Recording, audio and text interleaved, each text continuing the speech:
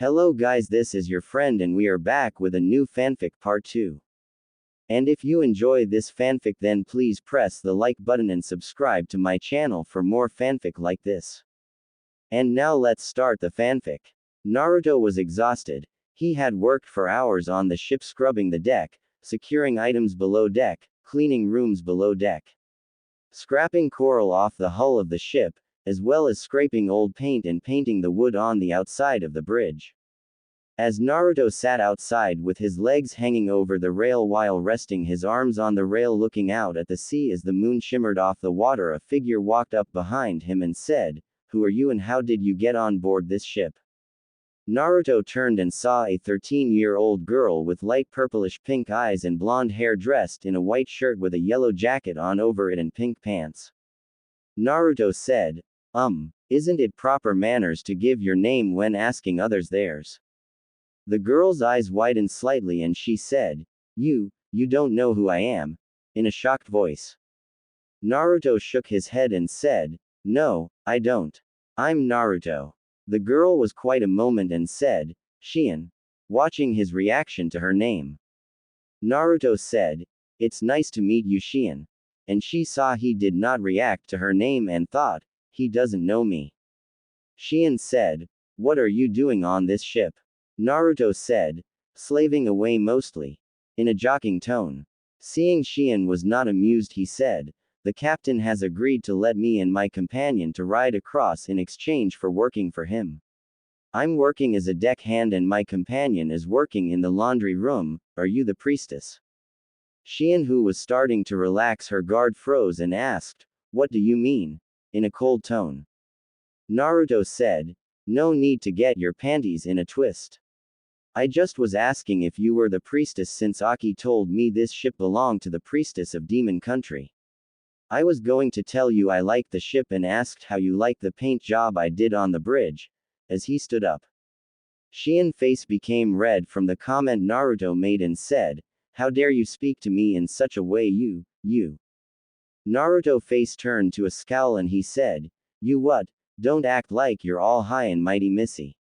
You came in this world just like me, just like everyone else, no matter if you're an orphan or a priestess. On that day you came out butt kicking and screaming, so take that attitude of thinking you're better than everyone else and shove it up your.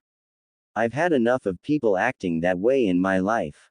Now if you will excuse me, I need some air as the company here makes the place stink." As Naruto turned, Shion went from embarrassed to angry and she raised both her hands and screamed, "Get off my ship!" as she shoved Naruto toward the rail, causing him to start to fall over, but to her surprise and shock Naruto grabbed her arm and pulled her over with him, causing both to land in the water. When Naruto surfaced, the ship was already 20 feet away and a cry of, "Help!"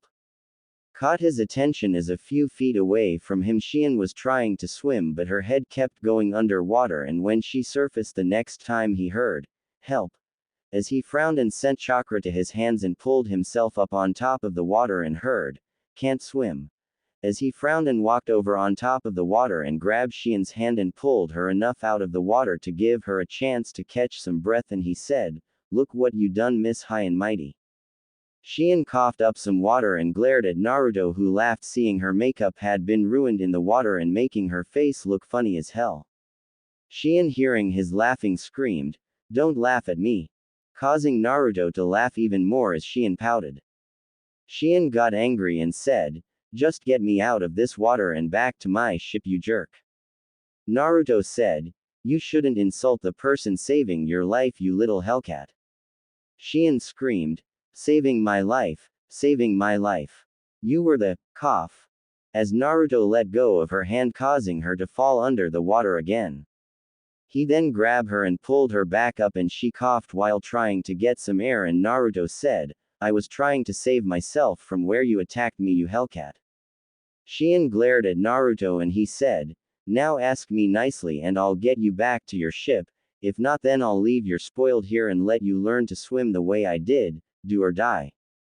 Shion got a look of fear on her face and said, "You wouldn't, would you?" as she said the last part in a scared tone. Naruto frowned hearing the scared tone and he pulled her up out of the water and picked her up bridal style, causing Shion to eep. He then took off running in the direction the lights from the ship could be seen in the distance. It took about 5 minutes to get to the ship and get back on deck, and when Naruto set Shien on her feet, she turned and slapped him across the face before stomping off.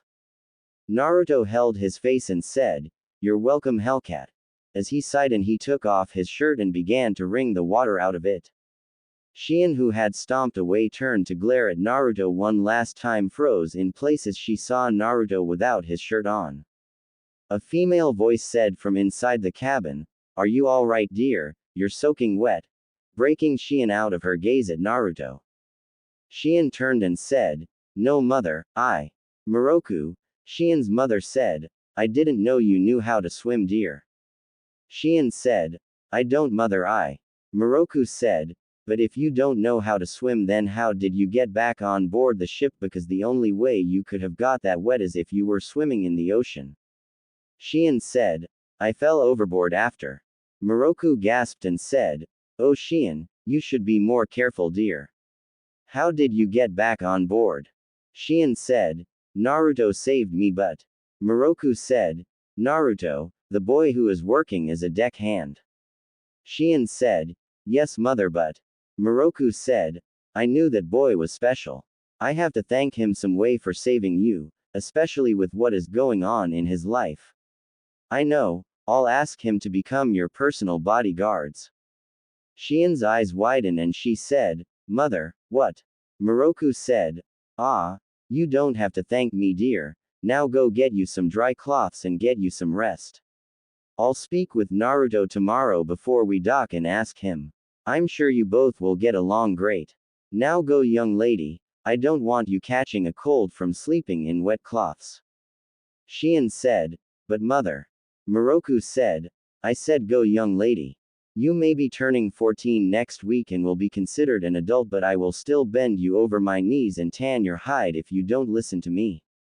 Shien huffed as she crossed her arms and had a pout on her face and stomped away as Moroku smirked to herself as she watched her daughter leave. After she was gone, she turned her gaze out the manhole window to her cabin and saw Naruto, who was now in his boxers, squeezing the water out of them. The next morning, Naruto was sleeping on deck when he heard an annoyed voice say, "Wake up." Naruto groaned and turned over onto his side. Shien, who was standing there with her hands on her hips, narrowed her eyes and saw a bucket of water a few feet away and walked over to it and picked it up and carried it over to where Naruto was and began to spill it. At that moment, a cage Shin, who was sitting in the crow's nest, used the replacement jutsu on both Shien and Naruto, causing Naruto to appear where Shien had been while Shien screamed as the ice-cold water landed on her head. Naruto blinked and looked around when the memories from the cage Shin dispelling hit him, and he said, "Serves you right, Hellcat," as he turned and went to get a rag to begin cleaning up the mess.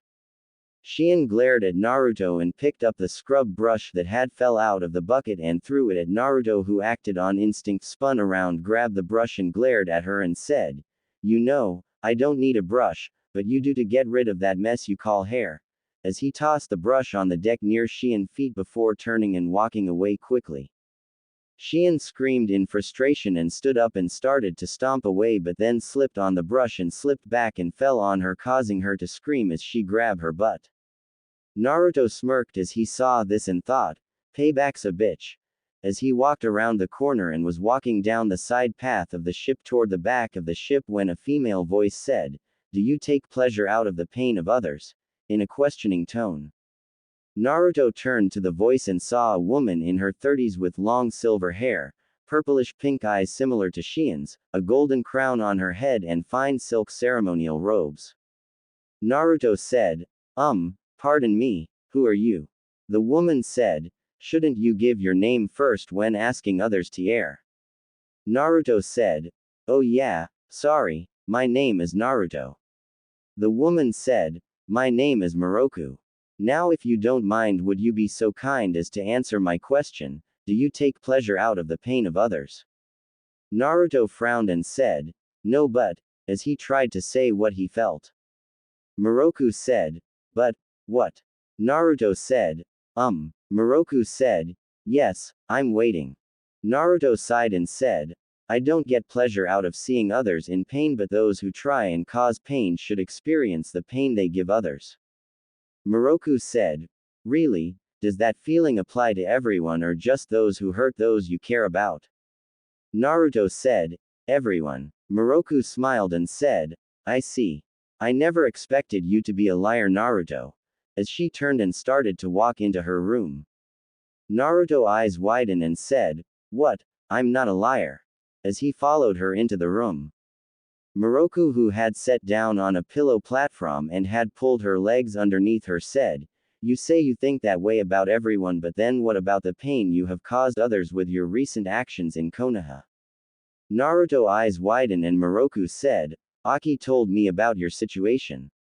She said you let your anger over the pain and suffering you felt in your life clouded your judgment and you killed someone. Is that true? Naruto looked down and said softly, yes. Moroku said, then what about the pain you caused to the friends and family of that man you killed? By your own words, someone should kill someone you care for, maybe that Aki girl. Naruto's eyes widened and a look of fear crossed his face and said, no, please no, you wouldn't do that, would you?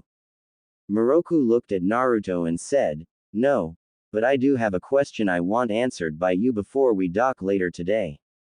If someone you care about is in danger and you could save them, but in order to do so then you have to use and hurt an innocent stranger you never met before, would you do it? Naruto said, I don't know, why? Moroku pulled out a scroll and said, Aki gave me this to give you when you arrived in Oni country. I asked her why she couldn't give you this herself and she told me why she couldn't. I could tell you, but it would be better if you read it yourself. Naruto frowned and said, if Aki asked you to give that to me when we arrived, why are you giving it to me now? As he took the scroll. Moroku looked out the window and said, read the scroll and then I'll tell you. Naruto pursed his lips and opened the scroll and read, Dear Naruto, if you are reading this then it means that you have made it to Oni country, you have also found out that I am not with you. Naruto's eyes widened as a shocked look came on his face. The reason I am not with you is I lied to you somewhat. You see, you asked me why was I so willing to go with you when you asked me. I told you it was because I was doing what my heart was telling me to do in order to protect someone precious to me. That was true, but I let you think that someone was you. It was in fact my family. Naruto frowned and thought, I guess I can understand that. My family is very important to me. You may hate me for what I am about to say, but this is something I hinted to you that you need to learn.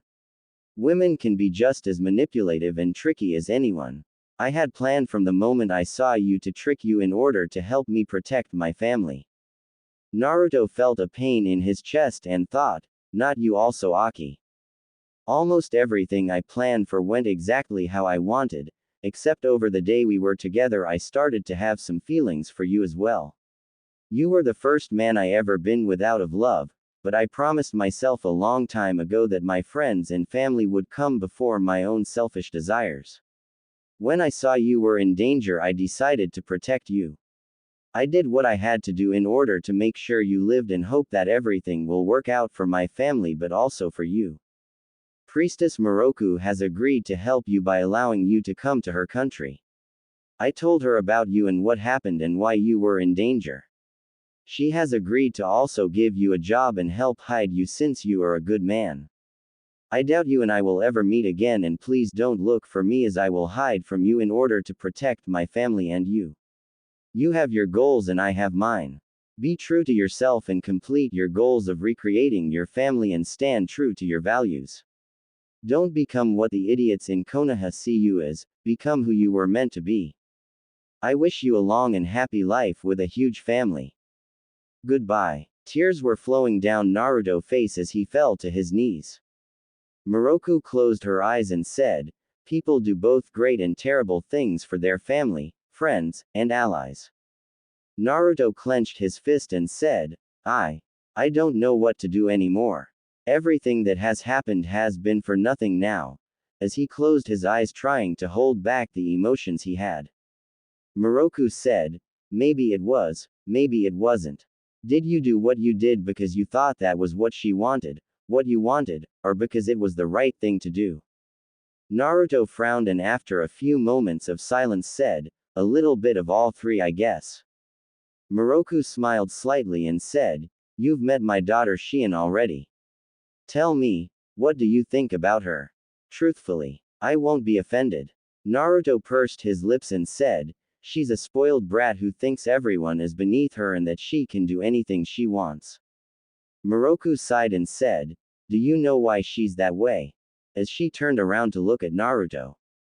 Naruto shook his head no and Moroku said, because it's easier to deal with the loneliness she feels that way.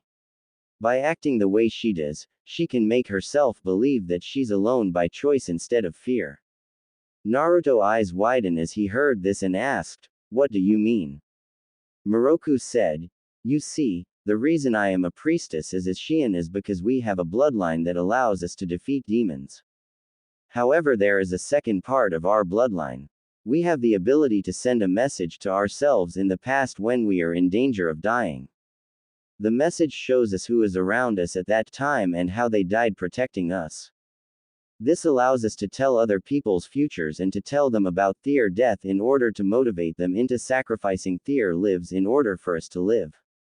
Because of us protecting them from demons we are respected. But because of our ability to see the future we are also feared.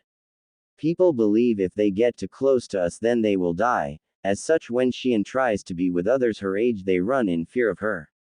The people at the palace are around us when they're on duty but as soon as their duty is over most leave immediately in order to protect themselves. As such we are alone mostly with only each other to take comfort in, something I am sure you can relate to Shinshiniki Saijin. Naruto blinked and said, what? In a confused tone. Moroku said, I know more about you than you think I do Naruto. I know that one of your ancestors was a Senju. I also know one of your ancestors was a Yamanaka and an Uzumaki. Naruto asked, how do you know that? In a shocked tone. Moroku said, I've had a vision about you in which I learned about your heritage. Moroku said, does that mean I'm going to die soon? In a scared voice. Moroku frowned and closed her eyes and said, Shion, you can come in now and close the door behind you. I have something I wish to discuss with both of you. Naruto frowned as he turned and saw Shion come in with a look on her face that looked like she had been caught spying. Naruto growled about that and when Shion closed the door she said, what's going on mother? Moroku said, please, come sit down and you might as well also Naruto. This will take a while.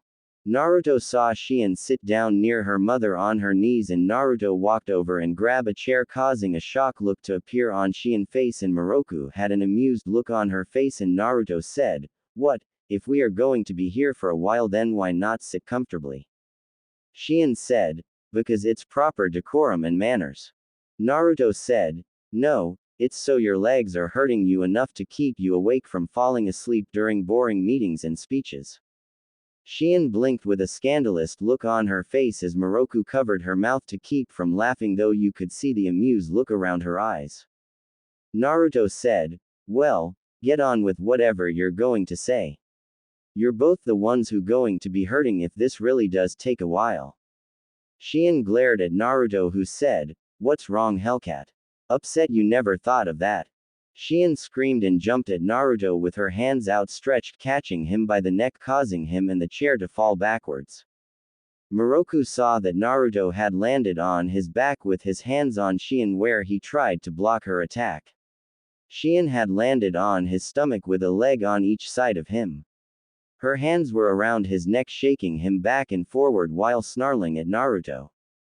Naruto was in a daze from his head hitting the ground and then from the shaking and the loss of air. Naruto seeing spots in his vision thought, is this how I'm going to die? This, as he squeezed as hard as he could with his hands causing Shion to scream as her were being smashed. Letting go of Naruto's neck she grabbed a hold of his wrist trying to pull his hands away. Naruto used his legs to hook Shion's elbows and pulled her off him while slamming her onto the ground on her back between his legs. Shion, who was seeing spots, and Naruto, who was gasping for breath, both were looking at each other, and Naruto froze as he heard Aki's voice, who said, "You know, 2 nights ago you and I were in that same positions, Naruto, though we had less clothing then." Shion, hearing the strange woman's voice, turned and looked around and said, "Mother. Mother, where are you? Who are you and what did you do with my mother? I demand you tell me." As she glared at Aki, who was sitting in the same spot and positions as Moroku was moments earlier. Naruto said, "Aki, is that you?" But, as he remembered the letter, and his face went from confused to a frown. Aki was covered in smoke, and when the smoke cleared, Moroku was sitting there, and Naruto and Shion's eyes went wide, and Naruto stood up and said in a commanding tone, "What's going on here?" Moroku said, "If you both will sit down and act your age and not like a pair of children, I will explain everything to you both from the beginning."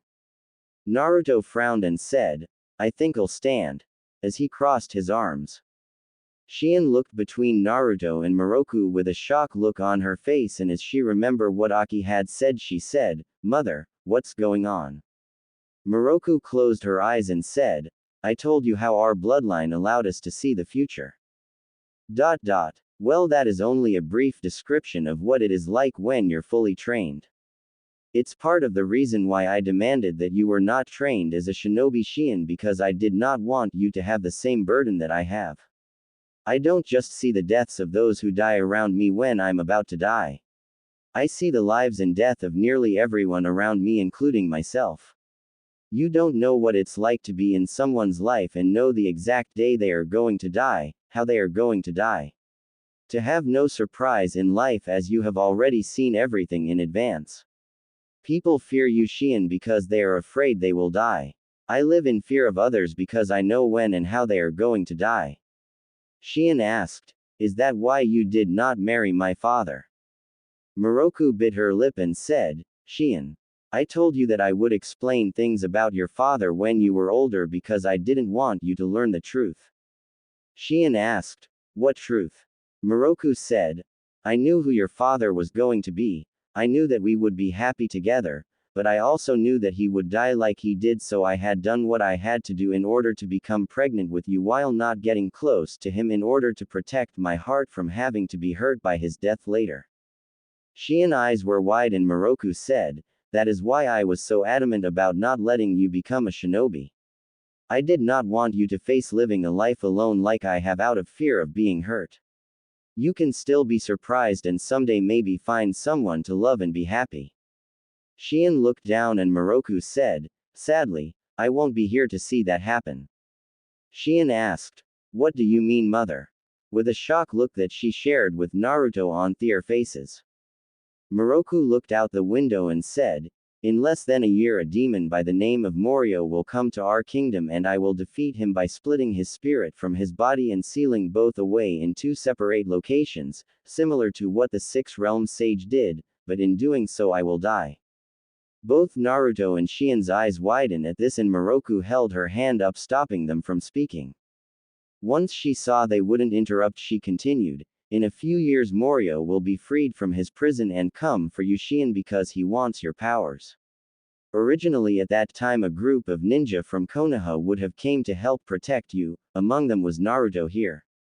Naruto's face was neutral, and Shion turned to Naruto before looking back at her mother. Moroku said, "At that time I saw as you and Naruto became friends while Naruto protected you from Morio forces, even though you had seen his death and warned him to run and leave you, he refused. Because of the bond you both grew to have over that time, you decided to sacrifice yourself, Shion, in order to protect Naruto by giving him the bell I gave you for protection. This changed his fate and not only saved his life, but then he saved yours, and then together you combined your powers and not only defeated Morio but completely destroyed him. At the time I believed it was because you were truly stronger than me and perhaps you're Shion, but I know now that's not the entire reason you both were able to destroy Morio."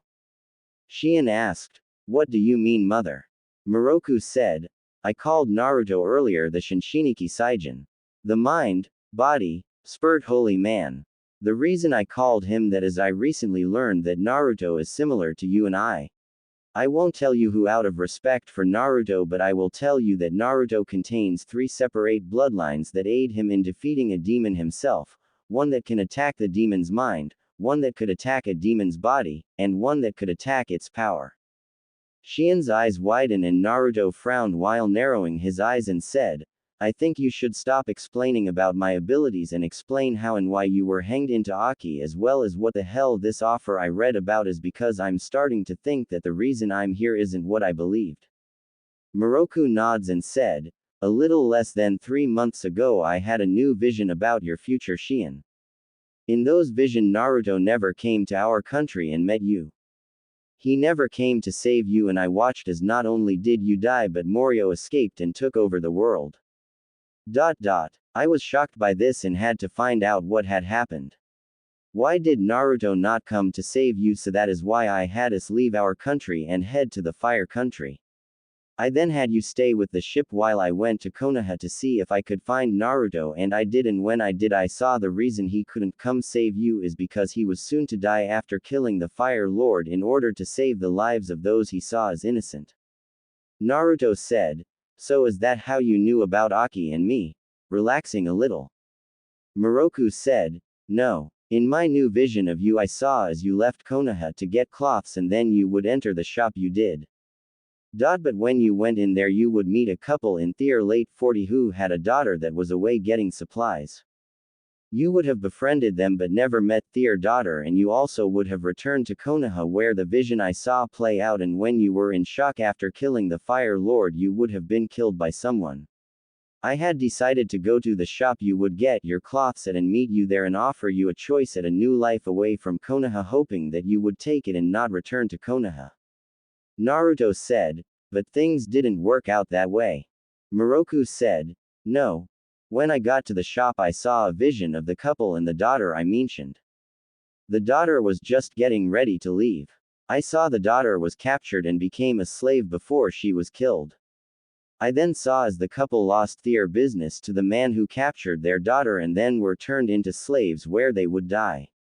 I decided since I was trying to follow Shien's example from the future and change the future for you, I would try to change the future for them.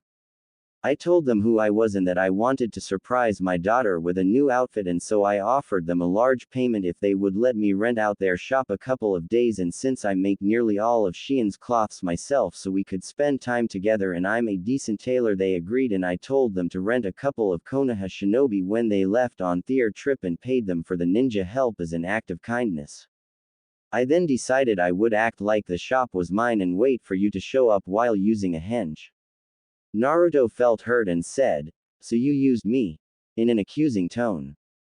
Moroku said, yes, but there's more you need to hear, please. Naruto frowned and nods, and Shien was looking back and forward confused. Moroku said, at that time I really didn't know much about you besides what I had saw in my vision of you. When you came into the shop I had planned to just befriend you and tell you about Oni country and try to convince you to go there to start a new life. But then once I started to talk to you and got to know you I realized there was more to you than I suspected. You reminded me of Shien and myself, and the more I knew about you the less I wanted to trick you into coming in order to protect Shien but more to protect yourself. Besides Shien, you are the first person I have felt emotionally attached to in any way. Think about what I wrote in that scroll and then think about everything I said just now and know that I meant everything. Naruto thought over what she had wrote and what was said, and Moroku after a few minutes of silence said, but I have another confession to make. Naruto groaned and said, what the hell with all these damn confessions, am I your priest of something? Shien said, well, mother has given you the title holy man, so, with a smirk on her face. Naruto glared at her and said, back off Hellcat before I decide to bend you over my knees and perform an exorcism on you until you're as red as my hair. Shien said, you wouldn't dare. Naruto hanged into monk's clothing and created a cage bunshin who hanged into a wooden-looking paddle with the word begone demons written on it. Naruto raised his hands in a prayer position and said, dear Lord, bind this demon in. Holy shit. As blue chains shot out of Naruto's hands and shot out at Shien, who screamed as she fell backwards.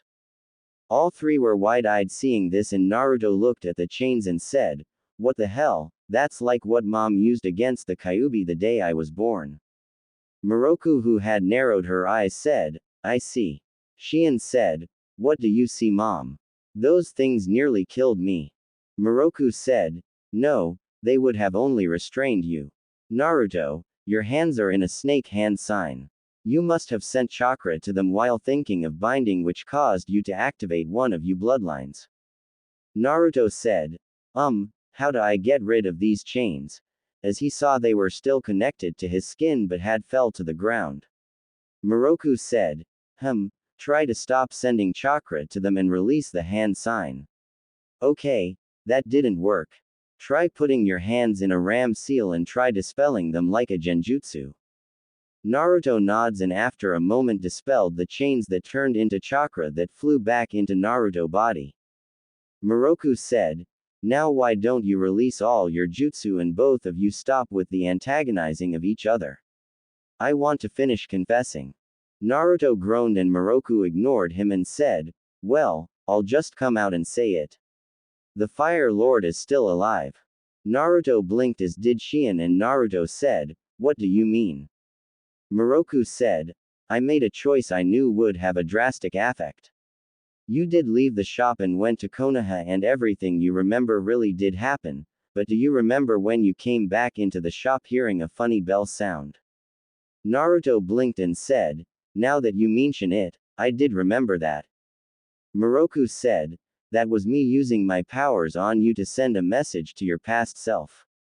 As soon as you originally left to head to Konoha, before you made it out of the apartment, the future memories and experiences that you had of what would happen when you went to Konoha and everything that happened until you came back to the store was your future memories. You thought that you had just returned and was out of breath from running from everyone who was after you, when it was just from having all those memories hit you. Basically, no one knows what happened in the future except you and me, but my actions came at a price." Shion asked, "What price, mother?" Moroku said, "I've lost the power of being able to see the future. I have no way of knowing if my choices have saved everyone I care about or doomed everyone." Naruto closed his eyes and said, "Was it real? Was what happened between us real?" Shion looked confused and Moroku said, "Yes, it was real." As she lowered her head. Naruto said, You used me. You used me like everyone else." As he turned and moved toward the door. Moroku screamed, "Wait." Naruto didn't stop and slammed the door behind him as he left the room. Moroku closed her eyes as tears began to go down her face, and Shion said in a scared voice, "Mother, what happened between you and him?" Moroku said, "I betrayed him the worst way possible. As she began to explain what she did and what happened between Aki and Naruto. As this was going on, Naruto was sitting on the deck with tears coming from his eyes and thought, "Do you get pleasure out of my pain, Kami?" As he closed his eyes. A warm breeze blew over him and a scent from the ocean hit his nose and thought, "Mom, that's the scent you had, the ocean breeze." Just then he remembered the day he was born and a small smile came to his face. An hour later, Shion came out of the room where her mother was and saw Naruto near the front of the ship and walked up to him and said in a kind voice, "Mind if I sit down?" Naruto said in a tired voice, "It's your ship." Shion sat down next to him and said, "Not yet." Shion watched, hoping Naruto would react to her joke, and when he didn't, she said, "I'm sorry." Naruto glanced at her and Shion said, "I've been a bitch to you for no reason." Naruto glanced back at the ocean and Shion sighed and said, "Mom told me what she did," causing Naruto to tense slightly. Shion saw this and said, "I want to be angry at her for doing that to you. I also want to be angry at her for not telling me about this Mortyman or whatever his name is. She's been planning to leave me all alone all this time." Naruto said, "Shut up." Shion glared at him and he said, "Just shut up. You don't know how lucky you are to have your mother. I want to be angry at her also, but I've been thinking about it. I then remember the only memory of my parents I have. They didn't want me to have the life I've had. They did everything in their power to protect me. Your mom did the same thing for you. You should be happy that you have someone to do all this for you, to be there when you cry yourself to sleep, when you remember the looks everyone gives you and know that you're all alone. I would give anything to have what you got for even an hour. Shion said. But, Naruto shook his head and said, no. You are going to march back in that room, tell your mother you love her, and give her the biggest hug you can and hold her for as long as you can. You tell her you forgive her and thank her for caring so much for you. You don't know how long you have left to do that. Do you really want to take the chance that when we get to where we are going that? Shion said. Naruto was covered in smoke and appeared as a monk again and said, listen to your father, young lady. Shion bit her lip and burst out laughing, as did Naruto. Shion smiled and said, can I ask you something? Naruto said, you just did. Shion glared at him and he chuckled a little and said, go ahead. Shion said, why are you defending her? Naruto closed his eyes and said, I'm angry with her. I'm hurt and want to make her pay, but then I remember her words earlier when she asked me if I took pleasure out of other people's pain. I then remember my cousin's words about people not being able to understand each other. He told me that only through pain can people bring peace. I didn't get it at that time, but I've been thinking about it a lot, and when I thought about my parents, they brought peace to Konoha from the threat of Kyuubi through my pain. Your mom claims in her vision that she will bring peace for a time through her own pain of dying and leaving you in pain all alone. Then she told us about her seeing you die and bringing her pain, so she came to find me and she did bring me pain. But she's also brought me peace. I finally know the answers to questions that I've longed for to be answered. She also helped me understand pain of loss and suffering through her actions, and I can understand the pain the people of Konoha had toward me. A good man is as evil as an evil man if the good man does nothing to stop an evil man when he knows what is right. I want revenge on all those who hurt me in my life, but what would revenge actually achieve? More pain, more suffering. I could so easily follow the example of others and become just like them, but I know that they are wrong. I've decided I won't follow their example. I won't become something I'm not. I'll do what I think is right. Now what others tell me to do or what is easy or convenient. Shion's eyes were wide as she watched Naruto as his words become stronger and with conviction at the end, and thought, wow, as she blushed slightly. The voice of Moroku behind them said, I'm glad to hear that, Naruto. Naruto took a deep breath to calm himself and said, I may understand why you did what you done, and I will forgive you in time, but I can't forget what you did. Do you even know what you did to me? Moroku said, yes, Naruto turned glaring at her and said, shut up. You don't know what you did. You destroyed my ability to trust people. Every time someone gets close to me, I have to think, what are they after? What do they want with me? What do they want me to do? What do you think about that? Moroku said, I'm actually glad I did that. Naruto glared at her and said, you. Moroku said, sure. Naruto and Shion's eyes widened and Moroku said, let me let you in on a little secret.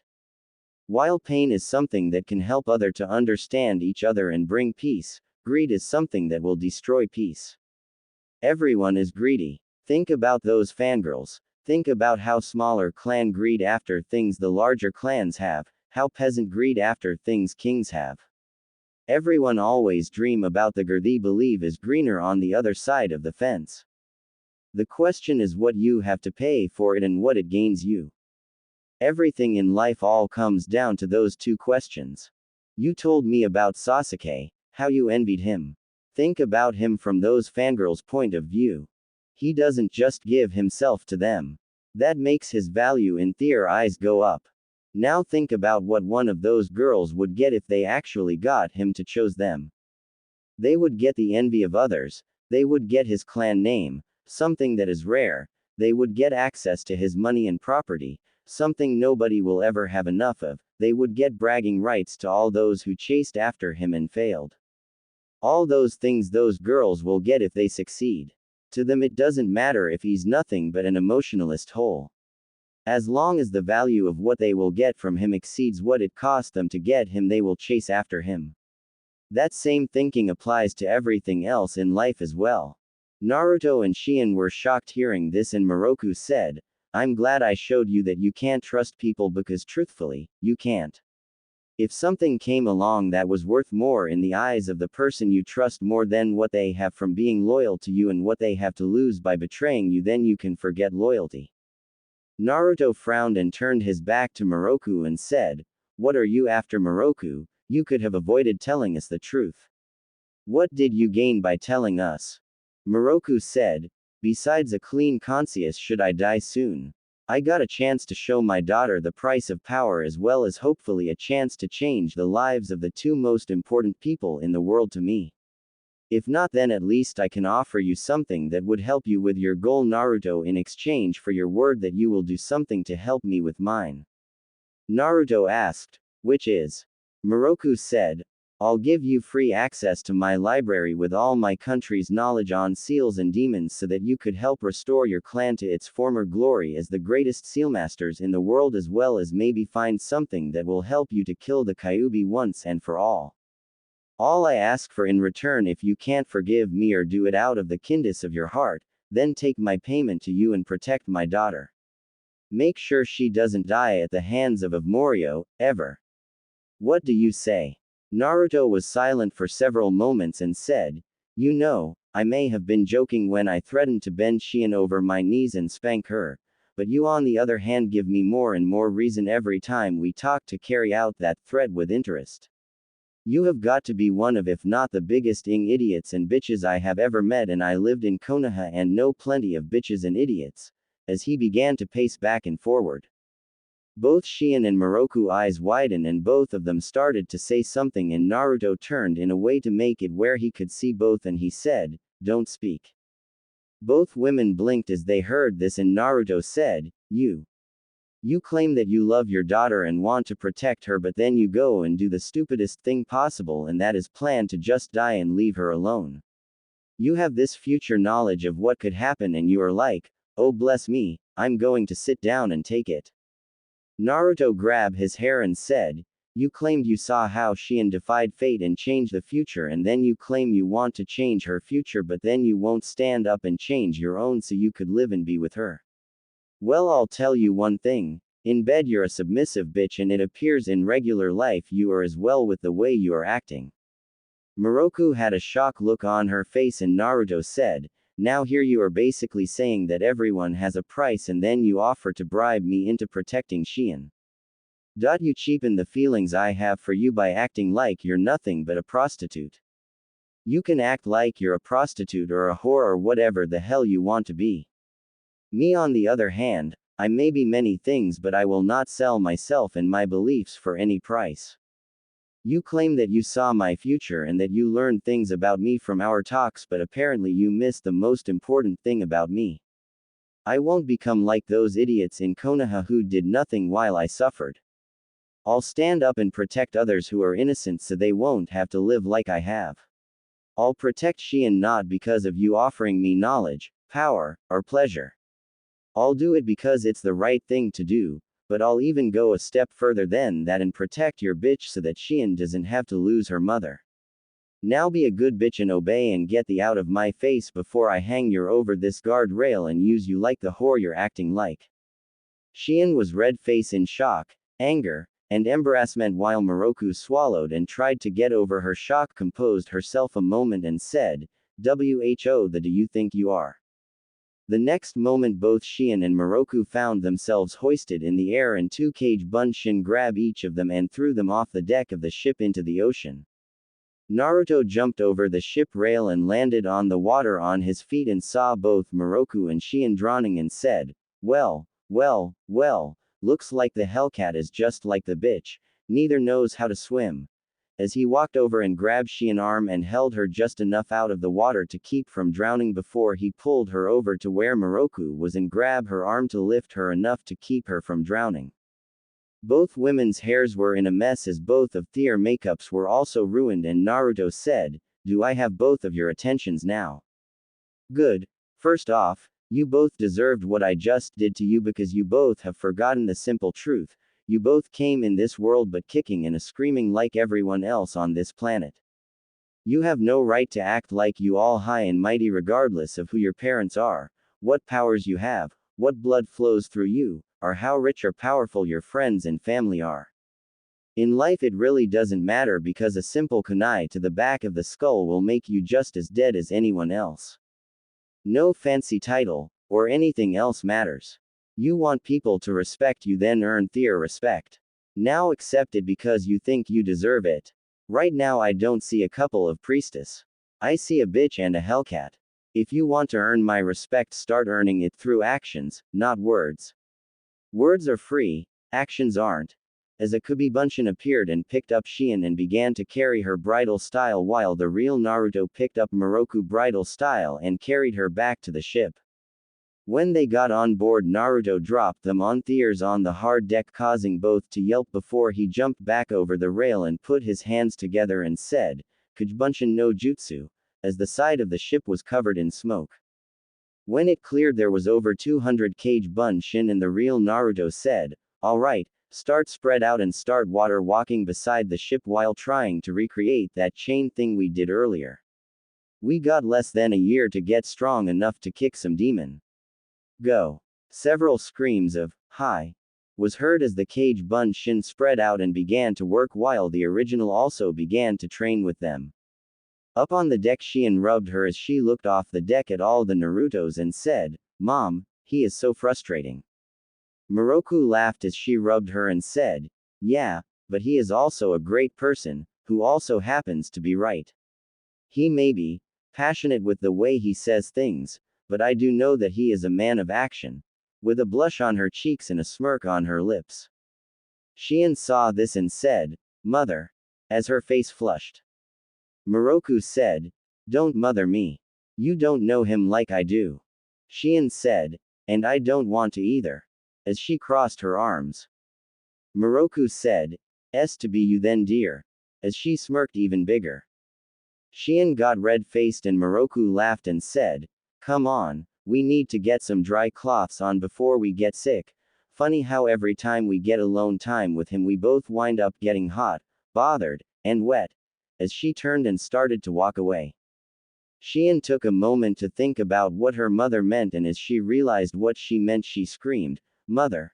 As her face became Hinata red before glancing at all the Narutos and remembered the look of him the night before when he was drying his cloths off and blushed while putting his fingers together a moment until she heard Moroku laughed from the door where she was standing and Shion screamed before pushing her hands down to her side and stomped after her mother. In Konoha Hinata Hyuga was pressing flowers when she looked to the east and thought, why do I feel like someone just stole my copyrights? Several hours later as the sun began to set the real Naruto walked up on the deck of the ship and dispelled the cage Bunshin before he slumped to the deck and leaned against the rails. As he sat there Captain Gnome walked over toward Naruto with a bottle of sake in his hands and he said, here. As he handed the bottle to Naruto. Naruto looked at it and said, what? Gnome said, sake, it will warm up your bones after your dip in the water earlier. It is also the tried and true way for a man to forget about his women problems for a little bit. Here. Naruto frowned and took the bottle and took a huge gulp and began to cough and Gnome chuckled and said, you know, it could be worse. Naruto asked, what do you mean? As he felt the burn of the sake. Gnome said, what I mean is that you could have had it a whole lot worse in life than you do. Naruto looked out at sea and said, doubt it. Gnome chuckled and said, skeptical huh? Let me tell you something kid, if you would have been a Jinchuriki in my home village you would have been physically and emotionally trained with torture, drugs, seals, and other inhumane things that you couldn't even imagine in your worst dreams.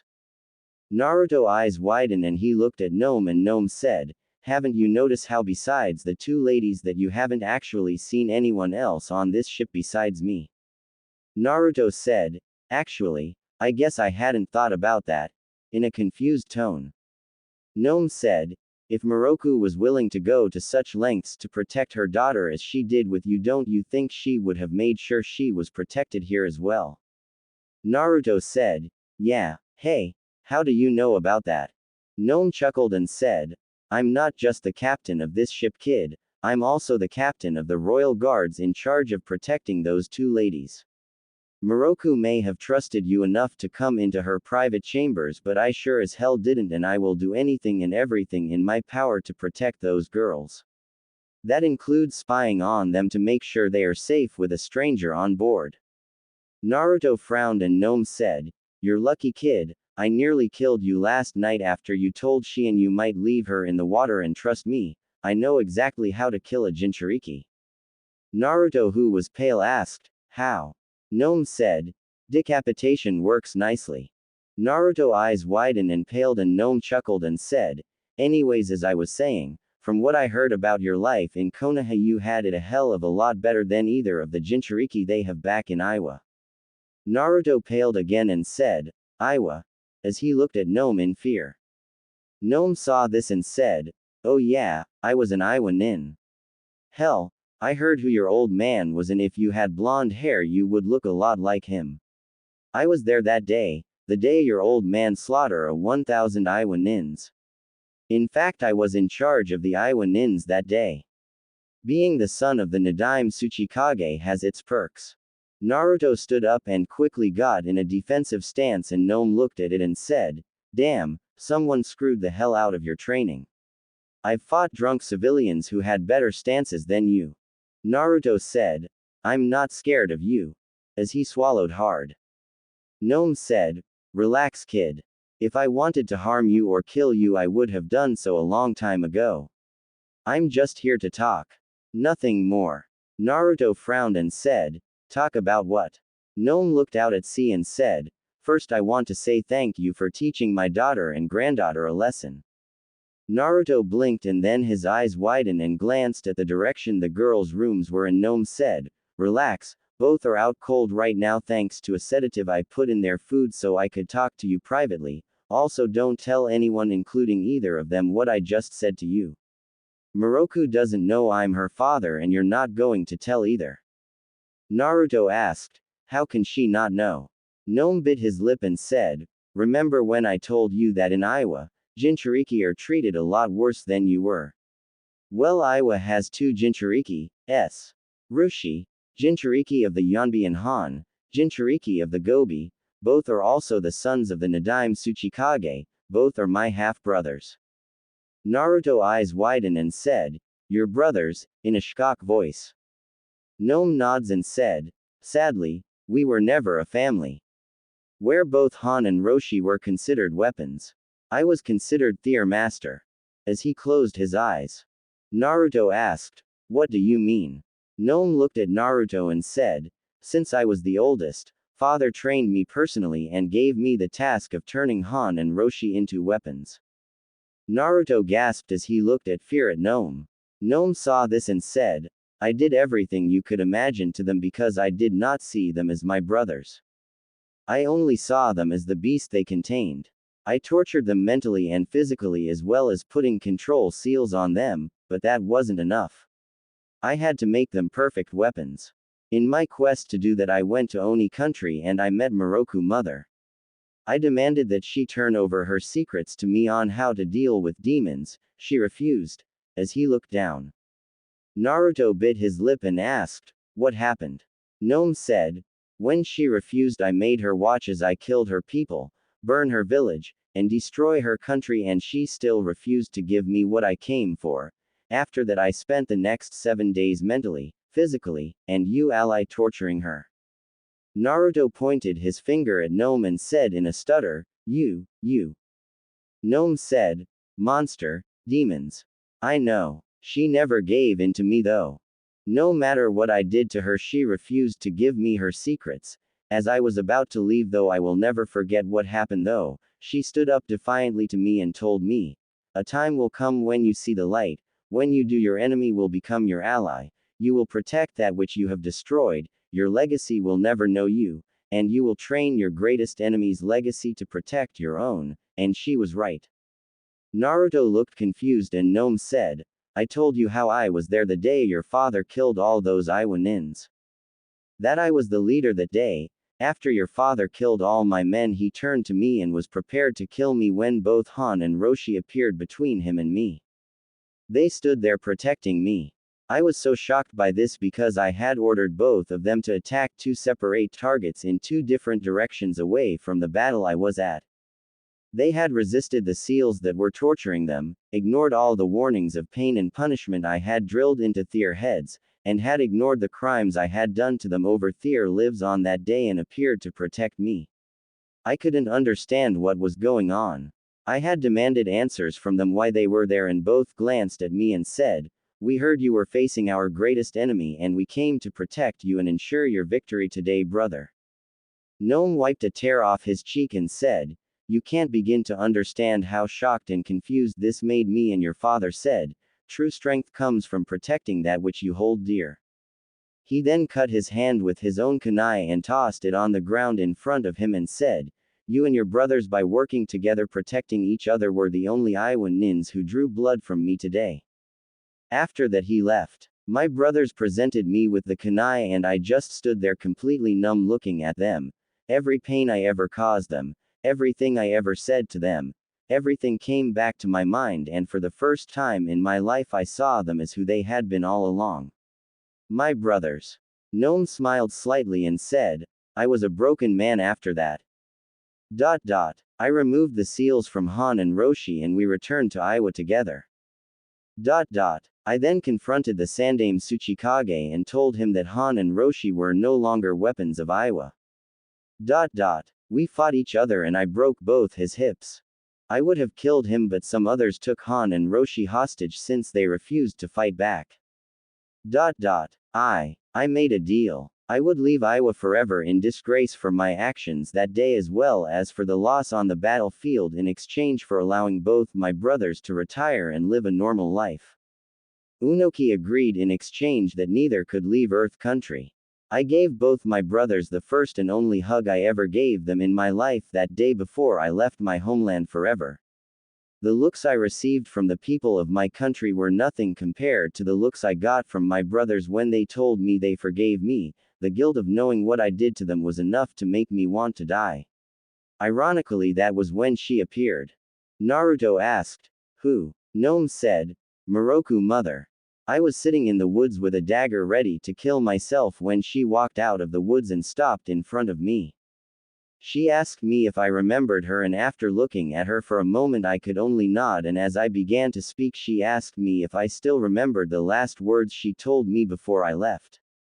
I again nod my head, and that was when she said, "You have seen the light, now it is time for you to meet your legacy and protect that which you had destroyed." At that point I heard a girl's voice come from the woods, and Moroku stepped out of the woods and saw me on the ground in front of her mother and asked who I was. Her mother looked at me and said, "He is just a stranger who appears to be looking for a chance to start a new life. I can tell he is a ninja, but I don't see a headband, so he must not be with any village. Perhaps he would be willing to come back to our kingdom and help protect it." Gnome laughed a little and said, Moroku looked at me right then and said, "Mom, he looks sort of like what you told me Dad looked like." Her mother said, "Yes, he does, but the man your father was is dead and gone forever. What do you say, sir? Would you come and protect my kingdom and the legacy Moroku here represents?"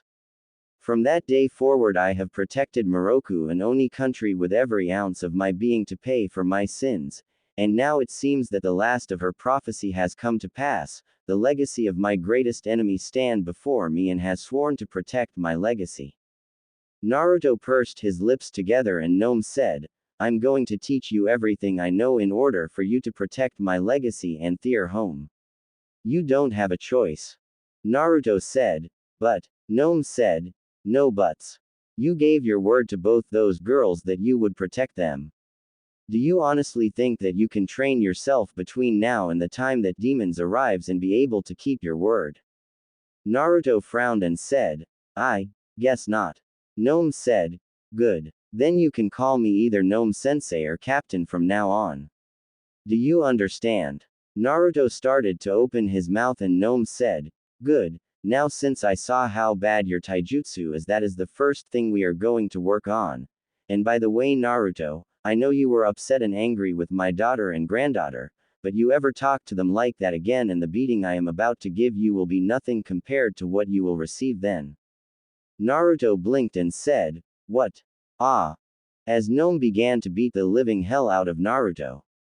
The next morning Moroku and Shien came out on deck and both saw a bloody, bruised, and beat to hell Naruto laying on the deck twitching, and Shien said, "What happened?" Gnome came over with a cup of coffee in his hand and said, "Naruto tried a little sip of sake last night to warm up while we talked and I told him I was the captain of the guards. He then asked to spar with me without holding back. Isn't that right, Naruto?" Naruto weakly said, "Hi sensei." Gnome said, "Oh yeah, I offered to teach him a thing or two also." "Right, Naruto." Naruto twitched and said, "Hi." Before passing out, Shien walked over and nudged him with her foot and said, "I think he's dead."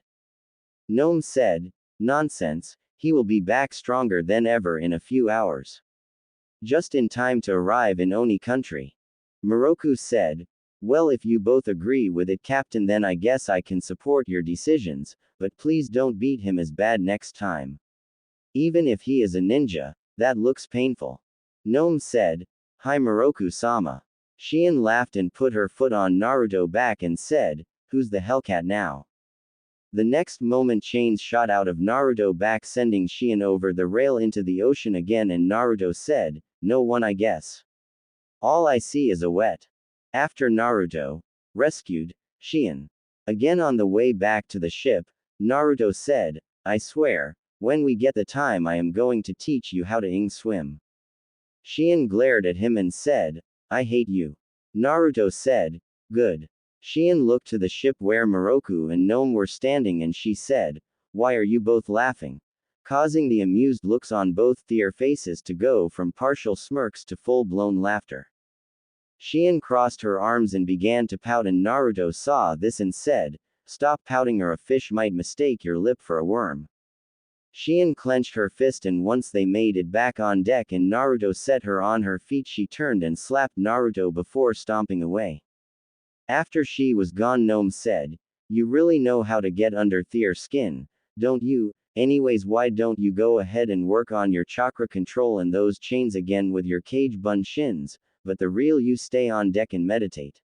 After an hour create more cage bun shins before you meditate some more for another hour. That way your cage bun shin will be rested so you can get a lot more training done." Naruto rubbed his head and said, "Alright, but how do I meditate?" Gnome and Moroku stopped and looked at Naruto, and Gnome said, "You don't know how to meditate?" Naruto said, "No, I was kicked out of CL when the other students learned how to do it. Since nobody would tell me what to do, I would just pretend I knew what to do by closing my eyes until meditation time was done." Gnome frowned and Moroku said, "Create your cage bun shins and come with me. I'll teach you to meditate."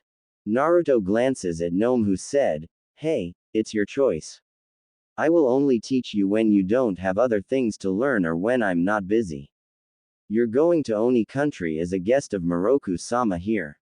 If she wants to teach you something, then you have to do what she says, not me." Naruto said, "What's so funny?" Moroku, who had an amused look on her face, said, "Nothing, nothing at all. Go get Shien and bring her to my room and we will begin to teach you to meditate." Gnome said, "Cage bun shin first though."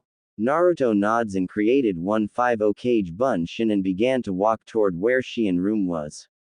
After he was gone, Moroku's smirk got even bigger, and Gnome, who had a confused look on his face, said, "What's so funny?" Just then a shout of, "Hentei," was heard, and Moroku said, "That, I keep getting onto Shien that she should worry less about her makeup after she gets out of the shower and more on getting dressed before someone walks in on her. She always tells me that no one would dare walk in on her. Guess mother knows best." As she turned and started to walk away. After she was gone, Gnome thought, "At this rate I'm either going to be a grandfather again or a great-grandfather." When Moroku walked into her room, Naruto had a red hand print on his face while Shien was wrapped in a bathrobe glaring at him, and Naruto said, "It's not my fault. Moroku told me to come get you. Besides, you shouldn't worry about your makeup until after you get dressed." Shien said, "You did not have my permission to see my body regardless of what your reason are." Naruto said, "Well, you showed me more of your body by throwing a tantrum in your female rage. When you walked over to slap me, I saw more than I originally saw of you when I opened the door. All I saw before was your backside, now I've seen everything else, so basically you did give me permissions, Hellcat," with a smirk. Shien's face grew red and Moroku said, "He's right, dear. I've been warning you for years, so you should have listened to me all these years." Shien glared at her mother and said, "Whose side are you on, Mom?" Moroku said, "My side. Now go get dressed and come back because we are going to teach Naruto-kun how to meditate." Shien looked at Naruto with an amused look and said, "You don't know how to meditate, what a baka," as she quickly left to get dressed. Naruto glared at her back and Moroku said, "Don't let her words get to you, Naruto. She's just upset that you seem to always come out on top, something that happened with both of us, it seems." Naruto frowned and said, "And women say men are perverted." Moroku laughed and said, "Everyone is perverted some. If not, then there would be no human life in this world." Naruto sighed and said, "Can't argue with the truth, so how do we meditate?" Moroku said, "Do you remember how you first learned to unseal and draw out your chakra?" Naruto said, "Yeah, you sit down and put your hand in the ram seal and focus on trying to find the energy that you feel when you have your hands in that position instead of not in that position." Moroku blinked and said, "That's the most dumbed down way I have ever heard it explained." "Who told you that?" Naruto said, "It's how I heard this one student explain it to another when I was hiding once." "Why?" Moroku said, "No wonder you have so much problems with your chakra control as well as not knowing how to meditate. You were never taught the proper way to draw it out. If you didn't have large reserves already, then you would have never unlocked your chakra. You're basically using brute force to do any jutsu." Naruto asked, "What do you mean?"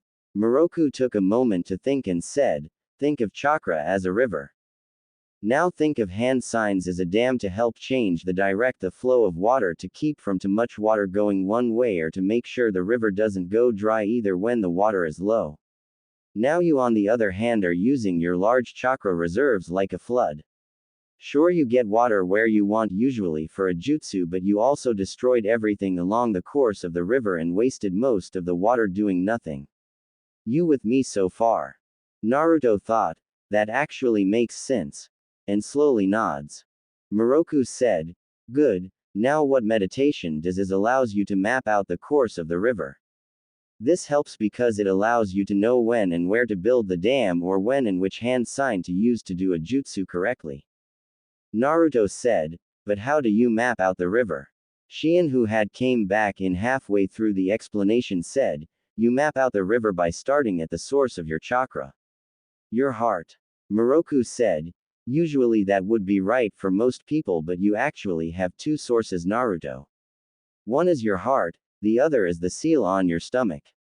Most people start map their next work from the source of their chakra to their first tenketsu." Naruto asked, "The what?"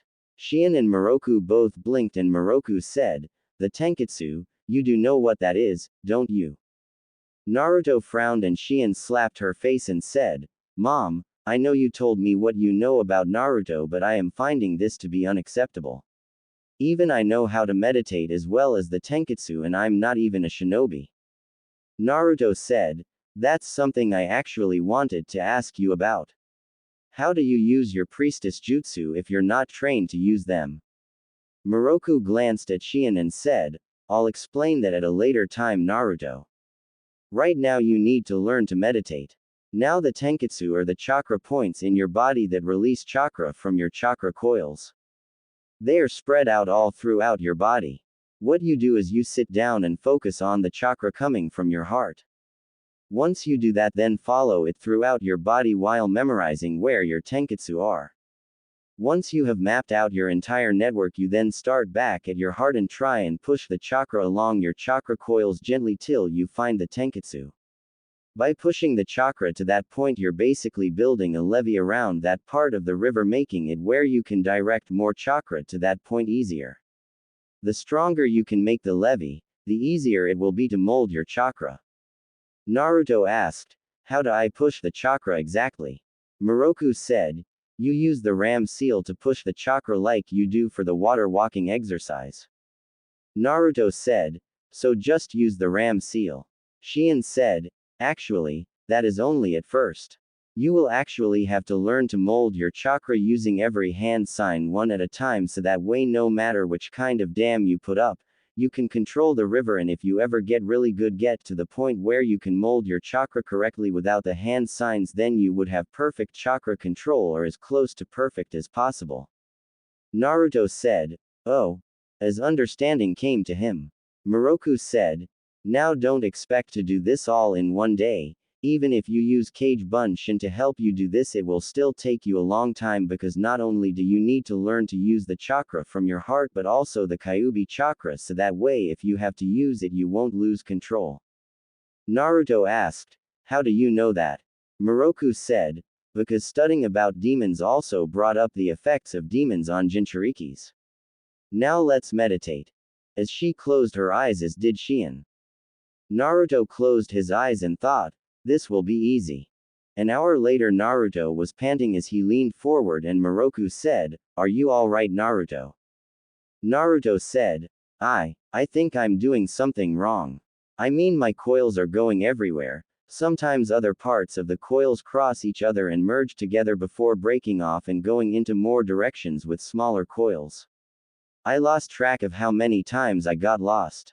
Gnome who had came in said, sounds like you're doing it right. Work on your larger coils first and then work on your smaller ones. It's been an hour. Create more Kage Bunshin to continue to train. We are still at least an hour away from Oni country. Naruto said, you didn't have to remind me. I remember what you said earlier. Gnome said, really? Then why did you not do it already when an hour was up, instead of taking so long that I had to come remind you? I don't know what you did in Konoha, but in the real world, if you are given orders to do something at a certain time, you have to learn to do it exactly when you are told to, or it could cost you or someone else their life. Naruto frowned and said, fine, Kagebunshin no jutsu. When the smoke cleared, there was over 400 Kage Bunshin, dog piled into one room on top of everyone. The screams from Shien saying, get off me, you pervert, was heard while she was pressed against the walls by several Narutos. Gnome screamed, damn it, learn to use Mareya Jutsu in open areas. Not inside. From the bottom of a Naruto dogpile. The real Naruto had stars in his eyes from where his head hit the ground. Moroku, who was sandwiched between several Naruto, blinked a moment before a smirk slowly came across her face, and she began to whisper in one of the clone's ears, causing the clone to freeze and blush before going up in smoke. Moments later, all the clones in the room as well as those outside went up in smoke, while the real Naruto blew back with a nosebleed and a huge perverted smile on his face. Shien looked around and then at the passed out Naruto and said, what happened? Moroku, who was blushing, said, who knows? While Gnome looked at her suspiciously. When Naruto awoke, he found himself in a very soft bed in a huge room with a big arched doorway on one wall and really expensive furniture in the room. Blinking, Naruto thought, what the hell, where am I, as he looked around. Naruto was brought out of his musing when the door opened and a woman with black hair in her late 20s walked in and gasped as she saw Naruto and said, ah, Naruto-sama, you're finally awake. As she bowed toward Naruto and said, I'll inform Moroku-sama at once. Naruto said, wait. Catching the woman's attention, who was backing out of the door. The woman stopped and said, yes, Naruto-sama.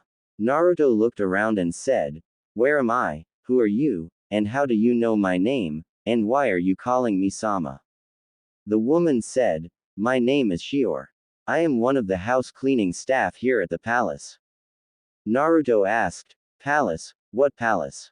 Shior said, the palace of Lady Moroku and Lady Shien here in the capital of Oni country, Naruto-sama. Naruto frowned and said, "When? How long have I been here?" Shior said, "2 days ago Lady Xian and Lady Moroku returned from their meeting with you Naruto-sama." Naruto bit his lip while looking down and said, "Did they say anything about what their meeting with me was about?" Shior said, "Of course Naruto-sama. Lady Moroku told us that you are from a long line of holy warriors who have spent over 10 generations battling the most powerful of demons, the Bijus. She informed us that unfortunately the battles against those demons has decimated your family, leaving you as possibly the last of your family line, with both your parents dying the day they battle Kyuubi at Konoha to help them defeat the Biju. As such, she has agreed to assist you in continuing your clan legacy by allowing you to come here to train, as well as a place for you to rest and restore your energy from fighting the Kyuubi all alone all these years." Naruto blinked and said, "I see, so then you know about my relations to the Kyuubi." Shior said, "Yes, the people of Oni country know about your status as a Jinchuriki, but unlike some places, Oni country knows the difference between you and the demon you contain, because we have had our fair share of trouble with demons before." Naruto said, "Why is that? I mean, why is your country called Oni country?" Shior bit her lip and said, I think that is a question you should ask Lady Moroku-sama." Naruto said, "I see, well if you don't mind, I'm not too much on formalities, so just call me Naruto. I haven't done anything to earn your respect, and I don't think people should be respected unless they earn that respect." Shior said, "I couldn't do that Naruto-sama. Anyone who saves the lives of people from demons is someone to be respected. Is there anything I can do for you Naruto-sama?" Naruto frowned and said, "Could you tell me where I can find either Xian, Moroku, or Gnome?" Shior said, "Lady Xian and Lady Moroku are in the main hall and Master Gnome is training the royal guards in the courtyard." Naruto said, "Okay. How do I get to them from here? I was sort of passed out when we arrived." Shior blushed and said, "Forgive me Naruto-sama, I didn't realize you did not see how to get here when you arrive. All you have to do is when you exit this room you take the hall here to the left and it circles around to the main hall while you head right and it will take you to the courtyard. The design of the palace is quite simple. There are 2 stories. The first floor is mostly made up staff and security. The general shape is basically a square inside of a square. You have one hall on the east side and one hall on the west side with a set of stairs meeting and coming down into the main hall either near the courtyard entrance or by the throne area of the main hall. We are currently on the 2nd floor on the east wing where Lady Xian and Lady Moroku sleep, while most guest rooms are on the west wing." Naruto sighed and said, "I see. Where's the restroom?" Shior said, "It's the door to your left Naruto-sama." Naruto said, "Thanks." As he got up and an eep was heard as Naruto turned and saw Shior had turned around, and Naruto saw he was only in a pair of boxers and thought, "Don't ask why am I nearly, don't ask who took my cloths off, just go freshen and find some cloths. Wait, these aren't the same boxers I had on before, damn it. I don't know if I should be aroused or scared knowing someone saw the beast, as Moroku calls it," as he focused on the bathroom door and entered it. After getting ready for the day, once he found his cloths all cleaned and ready for him, he exited the room and looked left and right before remembering Gnome's words and thought, might as well go see the ladies first since they are the ones in charge here. Once Naruto got to the main hall he blinked and thought, well, this doesn't look like what I thought it would look like. Strange. Paper walls that slide into the outer walls that allows them to either have a grand hall or several smaller sections for privacy and other things. I like it. As he began to walk around the maze of paper walls while occasionally being stopped by people who introduced themselves or asking for directions through the maze, as well as people who were treating him with respect, which he tried to have them stop doing. Finally Naruto found Moroku sitting on a throne on her knees listening to a couple of men while Xian sat off to the side doing calligraphy while listening to her mother and the men. Moroku, seeing Naruto arrive, widened her eyes slightly and a small smile appeared on her face and said, Forgive me for interrupting both of you gentlemen, but an honored guest of mine has finally recovered from his long journey here enough to join us. Would you both mind if I speak with him and my daughter momentarily privately so I can give you both my full attention afterwards? Both men bowed to her and bowed to Shion and then Naruto before leaving the room. Once they were gone, Moroku said, "How are you feeling, Naruto?" Naruto looked around and said, "A little confused, but alright, I guess." "Why did I sleep so long though?" Moroku said, "You were mentally, physically and emotionally tired, Naruto. In less than a month your entire world has been turned upside down. You may not have realized it, but you were going from hell-bent Avenger to total pacifist and back again in a matter of seconds. You couldn't control yourself to the point I was worried you might actually hurt yourself as well as others just to end everything. That is why after you passed out I had asked Gnome to give you a sedative to help you relax until your body and mind had a chance to relax. That was 5 days ago." Naruto said, "But Shior said we only got here 2 days ago." Moroku said, "She's right.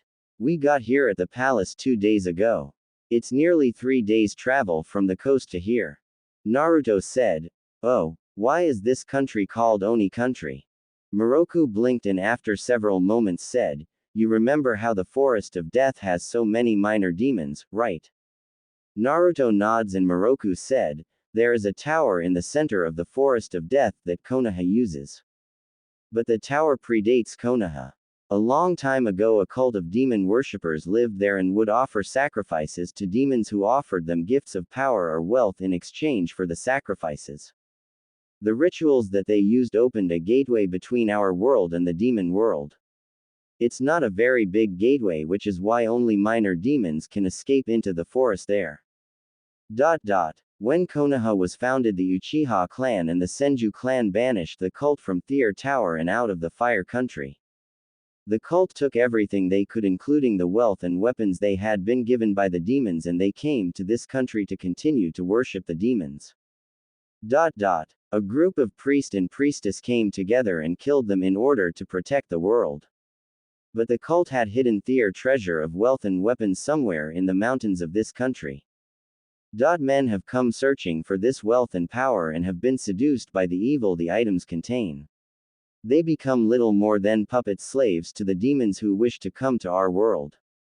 To stop them, the priest and priestess created this village where my ancestors have protected these lands, stopping those who come seeking power and greed and turning back any and all demons who escape into our world, to scare people away from searching for the treasure we named this country Oni country." Naruto said, "I see." As he thought a moment, Shion said, "I'm done, mother." Moroku said, "Good, Shion. Now I want you and Naruto to be together for the next month as much as possible. I want you both to go to my private library and you will get yourself a book to study. And Naruto, I am allowing you access to my library, but I only want 4 books out of my library at a time, and Shion will have one of those 4. Have her help you pick out the other 3 you will get, and then she will take you to where Gnome is at. You will use Kujbunshin to read the books for you in order to train your mind, while Gnome will help you train your body. You are not to go anywhere without Shion, and Shion is not allowed to go anywhere without you until you both are ready to retire for the day, or if you need to freshen up, but you are her guard and she is your guide. Do you both understand?" Both blondes nod and Moroku said, "Good, and I hope you enjoy your stay here, Naruto. Sadly I must return to my duties now, but I will check up on you both when I can. Now go."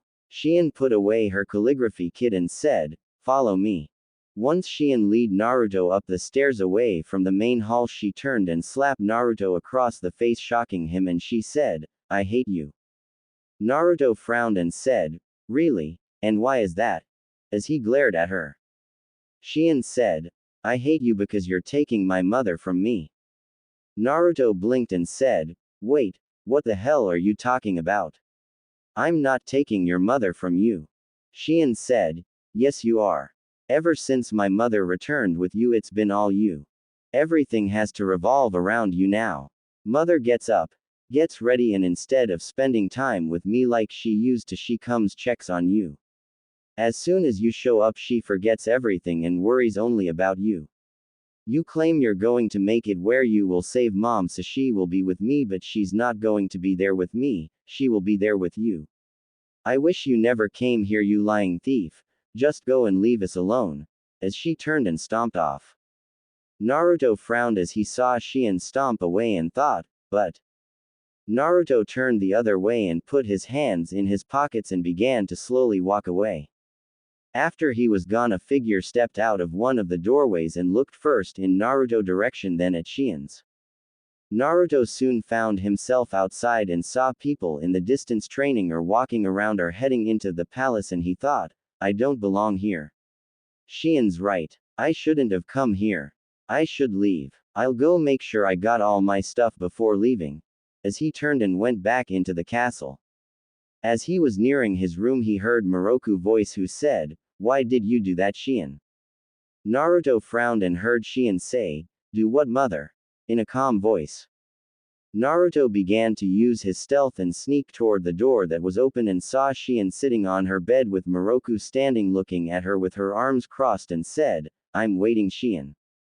Shion smirked and turned to Miroku and said, Fine.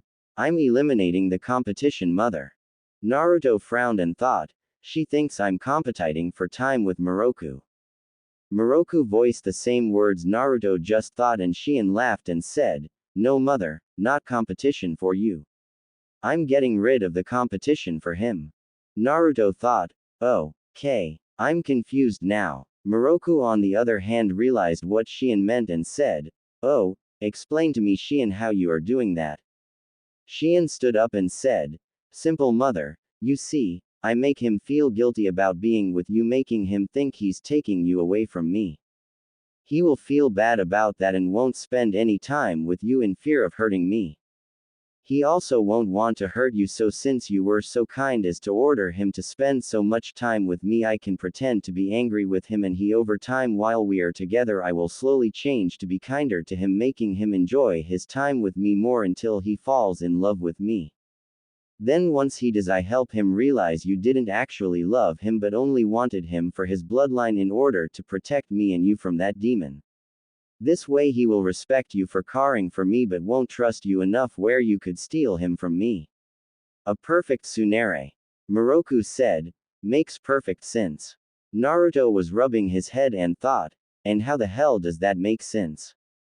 Miroku smirked and said, but you forget, Shion, that I have more experience than you and I already have a huge advantage over you, not to mention how I tricked him into not trusting others so easily. Shion nods and said, yes, I liked how you did that, mother. By making him not trust others you eliminate many of my future threats to Hussey stealing him, and while I admit you do have an advantage over him, you are also twice his age and you have duties as the head priestess and as a mother you have to deal with, which gives me the advantage to overcome your advantage in his heart. Why should he be with someone with sagging s when he could be with someone more perfect like mine? As she grabbed her. Miroku said, what good is having a younger body if you don't know how to use it? Experience is where it counts, and I have far more experience than you. Shion narrowed her eyes and said, I thought mothers were supposed to give their children what they wanted. Why are you getting in my way? Miroku said, children are supposed to respect their mothers, so why are you getting in mine?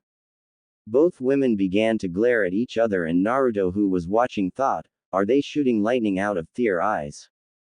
Shion said, cradle robber. Miroku started to say something when a male voice said, quite a show, huh, Naruto? Both Shion and Miroku froze and turned to the door and saw Gnome standing behind Naruto with his hands on both Naruto's shoulders, and Naruto was frozen in place and pale-faced. Shion stuttered, how long have you been there? Gnome smirked and said, I know the name of thy enemy and thy name is woman, as he patted Naruto back. Naruto shook his head and said, will someone please explain to me what is going on? I'm totally confused. Shion said, well, as she looked at her mother. Miroku said, well, you see, as she looked at Shion. Gnome said, long story short, both these ladies like you. Why, I don't know. You will have to figure that out yourself, but even though they are mother and daughter, they see each other as rivals, and it appears that both of them are trying to manipulate you in order for you to love them individually. You also just got your first true glimpse of the woman's mind. It is something that no man will ever be able to fully understand. Both Shion and Moroku were blushing, and Naruto began to rub his temples and said, I think I'm starting to understand Sasuke Temsum. I could have swore I was just seeing Ino and Sakura instead of Moroku and Shion. Gnome said, probably was. Women all believe in the same rules. Naruto said, what rules? As he looked at Gnome. Gnome said, a female always believes she makes the rules, which are subject to change without notice, and no male can know or understand all the rules, and should a man appear to be right, the female must change the rules immediately in order to prove the female is never wrong, just that the male did not understand what she was meaning, thinking, or saying when her actions or words testify that you were right to begin with before she changed the rules. She can change her mind at any time without notice, and the male must apologize for his mistake in not understanding. You must do what she wants, not what she says at all times, and you need to be able to read her mind without her knowing, and if she has PMS, well, I rather be stuck in a volcano being burned alive than try to figure out a woman's mind at that time. Shion glared at Gnome, and Moroku said in a sweet tone, that could be arranged, Gnome. Gnome started to say something, but Naruto said, I'm even more confused now. Why are they fighting over me? Why me? I'm nothing special. Moroku said kindly, that's not true, Naruto, you are something special. Shion said, yeah, you're different than everyone else I ever met. Moroku said, you're kind, caring, you don't like to see people suffer. You compassionate. Shion said, you don't care about what others say or think. You don't treat me like a priestess. You treat me like a normal girl, and you not scared about my powers. Moroku said, you were willing to risk everything when you thought you were escaping Konoha in order to come get me to be with you. You gave me almost every dime you had to protect me when you thought I was in danger. Shion glared at her mother and said, you make me laugh and also question myself in making me realize that the way I act and treat others isn't the right way I should be. Moroku said, you're willing to trust me even though I betrayed you. Naruto, who had been going back and forward when they were speaking, grabbed his head and screamed in frustration. After he quit screaming, he looked at both of them and said, you're both crazy, you know that. I don't know if I should be flattered or pissed. I want to kiss you and slap you at the same time. Did they get that from your dear mother? Because right now I'm thinking about running as far and fast as I can. As he looked at Gnome. Gnome, who was chuckling up till now, froze when he heard this, and both Moroku and Shion got confused looks on their faces before Naruto mind realized what he said, and he began to pale and said, oh shit. I didn't mean, as he looked at Gnome with a scared look on his face and quickly turned to Shion and Moroku and said, ignore what I just said, I was just ranting. Gnome told me he sees you as the family he never had. As he got a sheepish look on his face and rubbed the back of his head. Moroku glanced from Naruto to Gnome and back to Naruto and said in a commanding tone, you're lying, Naruto. You scrunch up your eyes with a fake smile when you lie so people can't see your eyes. Gnome, I want an explanation. What does Naruto know that we don't? As she looked at Gnome with a neutral face. Gnome frowned and said, does it matter? Moroku frowned and said, yes, it matters. I want to know why Naruto seems to think we are related, and why does he act like you were the one who told him that, and why would you tell him that? Gnome pushed his back off the wall that he had been leaning against and said, the man who your father was is dead, Moroku. He died a long time ago. Honor the memory of him you have from your mother's stories and leave the past where it belongs, buried forever. As he turned and started to walk toward the door when a barrier appeared blocking the door. Gnome frowned and turned to look at Moroku, who had her hand in a seal, and she said, I can keep this up all day. I don't care what you say. I want answers. Gnome said, Moroku, please let it go. I've served you and your mother faithfully all these years since we met when you were a teenager. Please, out of respect for that, let it go. Shion walked over and put her hand on Moroku's shoulder and said, Gnome, please. Gnome closed his eyes and then opened them and glared at Naruto, who gulped, and Gnome said, You are your father's son. You both show up turning my life upside down and take everything I know from me. ... Yes. I'm your father, Moroku. All the stories your mother told you about me were lies to hide the dark truth. I came to this country looking for power. I burned this land to the ground while killing every man, woman, and child until all that was left was your mother. The things I did to her was worse than all the demons of the world put together could. I had took great pleasure out of her pain and suffering, taking everything from her. I'm worse than a demon. Demons are born demons and can't help but be evil. I'm worse than them because I chose to become evil and I took great pleasure out of it. I am a monster. Are you happy now? As he turned and found the barrier still in place. Gnome sighed and looked down, and Naruto looked at the depressed gnome and then at Moroku, whose face was neutral, and then at Shion, who had a shocked look on her face, and he thought, this is all my fault. I accidentally said something I shouldn't have and now I've destroyed their lives. As Naruto closed his eyes and began to look down, Moroku stood up and walked to the window and looked out it and said, If what you said is true, then why are you here now? Are you still trying to learn the secrets of these lands? Gnome said, No. Moroku interrupted him and said, Then if you're not here for the secrets of these lands, there must be something here that you want for some reason. Right. Gnome opened his mouth and Moroku said, And these reason must be very valuable to you. Right. Gnome said, Yes. Moroku said, Something you would do anything for. Gnome said, Yes. Moroku said, Something you would fight for. As she turned to look at Gnome. Gnome nods his head and Moroku said, Something you would kill for. Gnome nods and Moroku said, Something that you would lie for. Gnome nods and Moroku said, Something that you would do anything for. Gnome nods and Moroku said, Something that you would die for. Gnome nods and Moroku said, Even sell your body and soul for. Still nodding, Gnome said, Yes. Moroku turned back to the window and said, Tell me, Gnome, what is one of the main abilities of a priestess in order to protect herself from danger? Gnome said, One of the main abilities is the ability to see the future, to warn them about possible death, and if they are fully trained, the future of others. Moroku said, Including their own future, correct? Gnome said, Yes. Moroku said, And I'm a priestess like my mother before me. Right.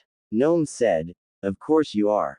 Still with her back to Gnome, she said, Then tell me something. How is it that you were able to come to these lands and do those things to my mother without her seeing the future and warning the people of this country about your arrival so they could get to safety? Why is it she stayed here instead of leaving to protect herself from you? Everyone in the room blinked and Gnome opened his mouth and closed it several times, and Moroku said, You are no monster, father, and I have known this entire time who you are. Every eye in the room went wide and looked at Moroku, who stood up and walked toward Gnome and pulled him into a hug and said, Thank you, father. Shion looked back and forward between Gnome and Moroku and then at Naruto and said, I'm confused. Moroku giggled and said, Morio has been defeated. As she let go of Gnome and stepped back a few steps. Naruto looked at Gnome and then at Shion and then at Moroku and said, Will someone please tell me what's going on, because I feel like I'm going crazy? Moroku smiled and said, I guess I should explain. My mother told me before I first met you, father, that she knew you were coming to Oni country long before you ever did. She knew and evacuated most of the people of the country. The ones who were not evacuated were in fact people who were spies here looking for the treasures of the demon cults. When you killed all those people who were here, you were actually protecting this country. As for what you did to her, well, you don't think putting up barriers and fighting demons is all the jutsu we have. Mother was also trained as a kunoichi like me, and she was skilled in genjutsu. She placed you in a genjutsu after you killed those spies, making you believe what you were doing was real while you were torturing something that wasn't there, Mother told me it was actually pretty amusing to see you thinking you were having your way with her in the genjutsu when you were the one tied to her bed and she was the one having her way with you. Everyone was shocked hearing this, and Moroku said, Mother told me that you were a lost soul, a man who had been influenced by the evils of the world turning you into something you were not. She knew that you would one day be shown the light and change into who you truly were. She also knew that you had to face those you had wronged as well as the consequences of your actions in order for you to be able to live. Gnome, who had his eyes down, said, Sounds like her all right, in a dead tone before he raised up his head and said, But if what you're saying is true, why did she tell me that you would not know me as your father? Why is it that you have spent all these years hiding the truth from me? With a hurt look on her face. Moroku said, To protect you like you have been protecting his father. You see, you admitted already that you would do anything to protect me and Shion. Anything. This land is a dangerous place, especially to those who have darkness in their hearts. Your heart still has darkness in it from when you were younger due to the fact that you took so much pleasure out of the things you did.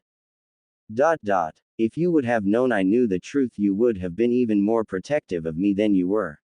You would have become more susceptible to the lure of power the demon treasures would have offered you. Mother saw this, so she warned me not to tell you about me knowing who you were, so that way you would spend your life protecting me while also staying far enough away to resist the temptation the treasures would have offered you. Naruto said, I got a question. If what you're saying is true, why are you telling him now? I mean, Shion interrupted Naruto, and she said, And why didn't you ever tell me he was my grandfather, mother? Moroku sighed and said, So you wouldn't feel guilt when you had to kill your own grandfather, Shion. Every eye in the room went wide and Shion paled and asked, What do you mean, mother? Moroku said, I'll answer that in a minute after you answer my question. Let's see how well you have been studying, Shion. What is a demon?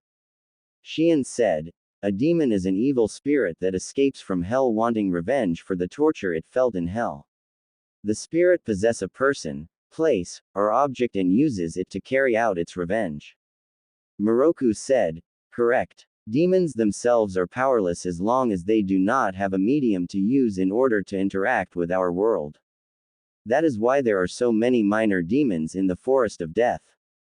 The demons there take over the bodies of the animals that reside there and begin to manipulate them to help them get their revenge on the world. The treasures that are hidden here in Oni country are the same way.